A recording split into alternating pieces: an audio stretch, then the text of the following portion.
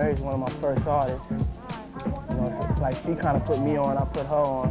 We taught each other a lot. We grew and kind of blew up with each other. You know, if it wasn't for her, I wouldn't really have Bad Boy Entertainment. Tonight, we have disturbing video that appears to show rap mogul Sean Diddy Combs attacking his then-girlfriend, singer Cassie. And we do need to warn you, this footage is difficult to watch. It seems to show Sean Diddy Combs grabbing Cassie Ventura and throwing her to the ground.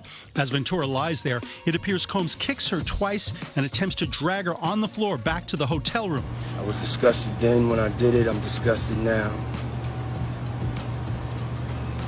I went and I sought out professional help. Now to go into therapy. You know industry news travels like wildfire. So, get this. There's been some serious talk about Mary J. Blige having some kind of beef with Diddy, and guess what? She's finally spilled the tea, confirming what we've all been wondering about for ages. Mary is an absolute queen. I mean, she's got it all. Acting chops, K-er singing skills, and she can write some seriously amazing songs. But let's be real, her backstory, it's got some rough patches.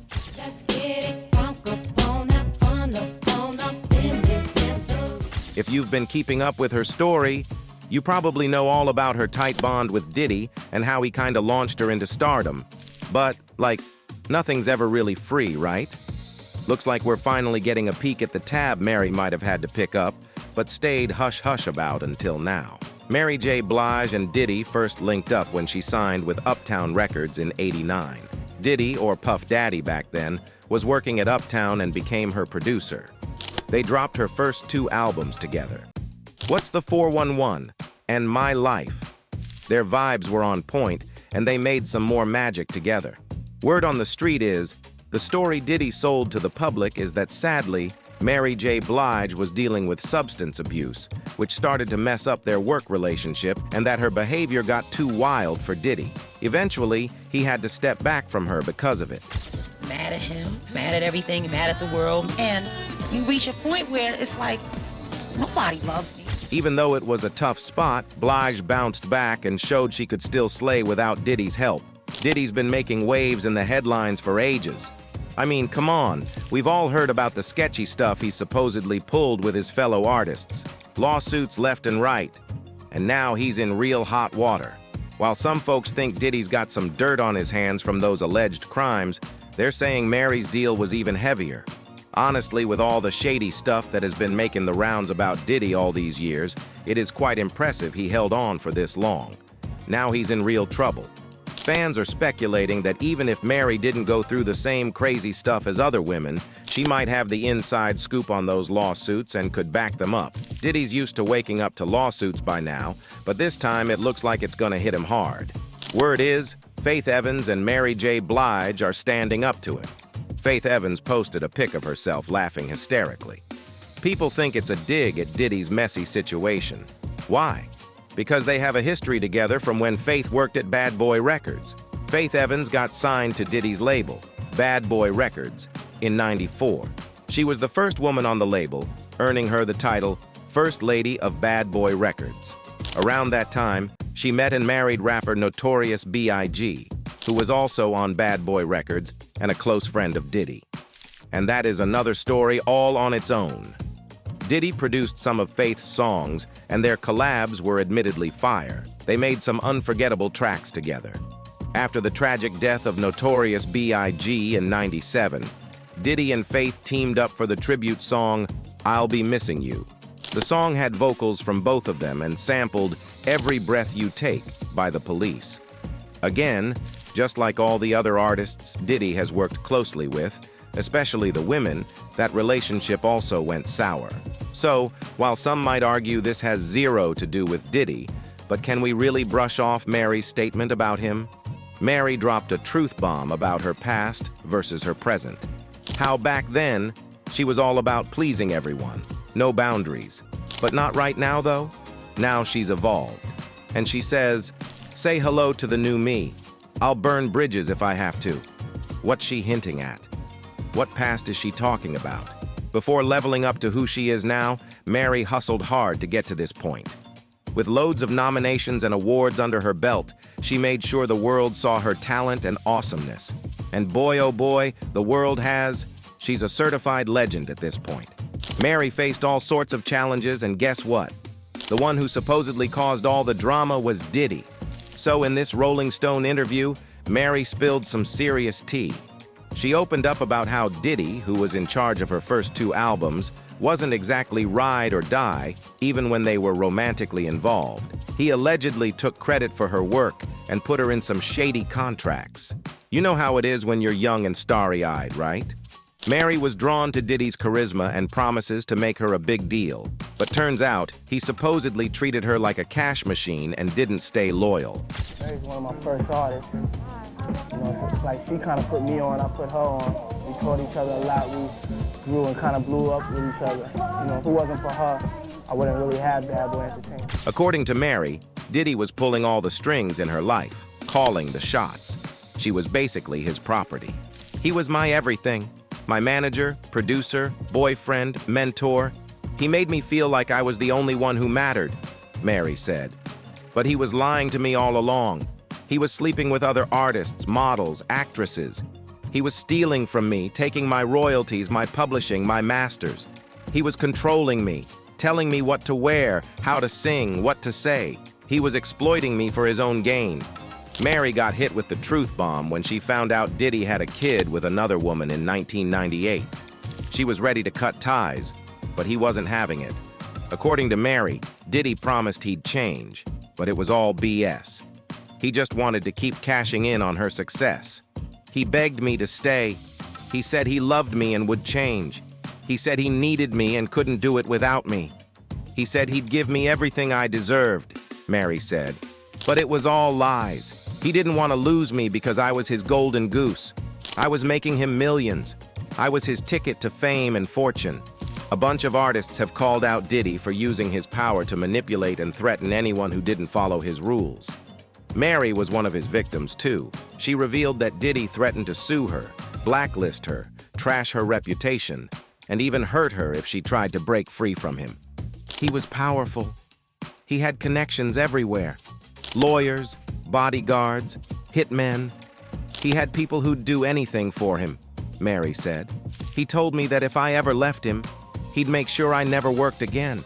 If I ever spoke out, he'd make sure I never lived again. Mary had to live in fear for years until she decided to fight back in 2001. She hired new lawyers, managers, and producers and got therapy and spiritual healing to recover from the trauma caused by Diddy. I had to fight for my life, my freedom, my dignity, Mary said. I had to overcome the pain, anger, betrayal, addiction, and depression. I had to find myself again. I had to find my voice again. Mary stepped up to be an inspiration for other women and exposed Diddy's true nature. He's not the genius he claims to be. He's not the visionary he pretends to be. He's not the mogul he wants to be, Mary said. He's a parasite, a leech, a monster. This lines pretty much with the perspective of some of the other artists that have been under Diddy's blanket at some point in their careers. From Faith Evans, to Maze, to The Lox Jadakiss, Styles P, to Shane. Mary doesn't regret working with Diddy because it made her a better artist and person. She's proud of the work they created together and its impact on the culture. She thanked the fans who supported her and recognized her talent and integrity. She's glad to be where she is today, a legend, an icon, and a queen. In her final remarks, she said, "I don't hate him, I don't love him, I don't need him," Mary said of Diddy. "I forgive him." Mary also hinted at Diddy being involved in Aaliyah's death. The young artist died in a plane crash that's been a mystery for years. Reports say Aaliyah was forced to get on a plane that wasn't safe. From Mary's statements, it's clear she was tormented by Diddy. Even though nothing is proven, lots of fans think that Diddy and Aaliyah were secretly involved before she passed away. People are speculating that their relationship was kept under wraps because of industry politics and personal reasons. However, fans have raised concerns about Mary's hate towards Diddy due to possible beef with another artist he mentored, Faith Evans. Mary and Faith started as close friends when Diddy signed Faith after already having Mary. They worked together and grew close, but the industry broke their bond and made them enemies. When an artist becomes successful, The industry tries to create replicas to share the fame. Diddy knew fans loved Mary, so he wanted someone else to follow her path, and Faith was perfect for it. This created competition and led to their fallout. In an interview with The Breakfast Club, Faith revealed the rumor about Mary wanting her vocals removed from their duet, Love Don't Live Here Anymore. Mary explained how hard it was to record the track again without Faith. At the time, the general manager of Bad Boy called me like 6 months after my album came out like, Mary wants her voice off your album, said Faith. So I just re-recorded the record, which I hated, without her on it. Later, Mary responded in the same interview, expressing surprise and calling Faith's statements lies. That's not true. I'm just hearing about it, said Mary. I love that song. I love the duet we did, and every time I hear it, I'm like, what happened to my part? The Grammy-winning vocalist added, I know I didn't say anything about it. They lied to her. So, the story goes that, back in the day, Mary J. Blige and Faith Evans were tight. They bonded as R&B artists hustling through the music industry. Their friendship was real, and they probably shared all their personal and professional secrets with each other. However, things started to get tense. Even before Faith's husband, the notorious Blige, Biggie Smalls, tragically passed, there were already some awkward vibes between Mary and Faith. Nobody knows exactly why, but it's normal for close friendships to hit some bumps along the way, right? The biggest hit to their friendship happened at Biggie's funeral.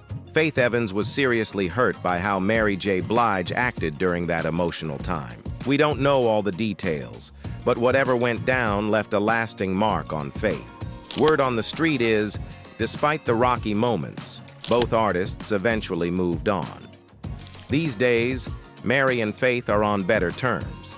They've left the past behind and kept things cordial, even if they're not as tight as they used to be. When Mary cut ties with Diddy, she didn't blame his attitude but highlighted her own struggles.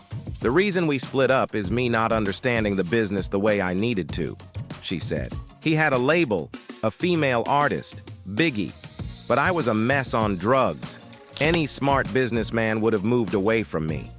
It felt like he was becoming distant, but now I understand why. I wasn't delivering properly. I wasn't taking care of my health. So how could he count on me? Mary also talked about public opinion, where everyone thought she couldn't succeed without Diddy. I never doubted myself, but I've always been insecure with my abilities because I lost some vocal abilities from smoking and drinking and doing drugs, she said. It was like, I'm going to do it without you. It was easy, but the streets and everyone's opinions made it hard. Oh, she's not with Puff anymore. She can't do it without him. Having a powerful hand behind your back makes it easier to climb the ladder. But when it's removed, you fear falling. Mary felt the same, especially with Diddy's reported threats. But she pushed through and made it. Diddy's messy past has led to his current troubles. Lawsuits against him are nothing new, but he's always managed to win either through court or private settlements. Recently, there's been major progress in his case, leading many to believe Diddy will either emerge as an uncrowned king in the industry or see his name erased from it. The most recent case involves his producer Rodney Lil Rod Jones, who accused Diddy of inappropriate behavior and even human throughout his time with Mr. Combs. Mr. Jones witnessed, experienced, and endured many things far beyond his role as a producer on the Love album, the complaint said, adding that Diddy required Jones to record him constantly. The lawsuit says Diddy forced Lil Rod to engage in physical acts with Stevie J and promised to make sure Jones wins Producer of the Year at the Grammys if he engaged in these acts. Jones also claimed Diddy recorded artists at his parties without their consent and used the footage to blackmail them. Mr. Combs possesses compromising footage of everyone who attended his freak-off. The last few months have been wild for Diddy, with accusations and lawsuits piling up. It all kicked off when Cassie sued her ex for R and assault back in November. They settled for an undisclosed amount, but it opened the floodgates for more women to share their stories. One woman said both Diddy and former Bad Boy president Harve Pierre R. her in 2003 when she was just a teen.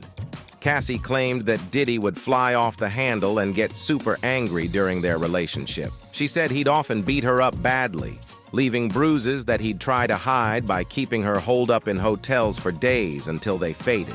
It seems to show Sean Diddy Combs grabbing Cassie Ventura and throwing her to the ground. As Ventura lies there, it appears Combs kicks her twice and attempts to drag her on the floor back to the hotel room. This abuse went on for like 10 years, happening multiple times a year. One time, after a party with Jay-Z, he allegedly kicked and hit her in a Cadillac Escalade. In another incident in 2009, she said he pushed her into a car corner and started stomping on her face because she talked to another music manager at a party in LA. She was bleeding like crazy and even threw up from the assault. According to the lawsuit, Diddy asked Cassie to carry his gun in her purse twice. She was totally freaked out because she didn't know anything about guns and was scared it might go off accidentally. The lawsuit also claims that Diddy got Cassie into drugs, like giving her painkillers in 2008. He even made her get prescription painkillers in her name to feed his own addiction. According to the lawsuit, Cassie claimed that early in their relationship, Diddy asked her to have intimate relations with another guy while he watched. He called it a freak-off, or FO. Whenever he wanted one, he'd tell Cassie, and she had to set everything up, like finding the guy and arranging where it would go down. These freak-offs were supposed to happen weekly and were set up in fancy hotels in different cities. Cassie said she was given a bunch of drugs like ecstasy, GHB, ketamine, weed, and alcohol during these encounters, and Combs sometimes recorded them. During one incident at an LA hotel in 2016, Combs allegedly hit Cassie in the face, giving her a black eye.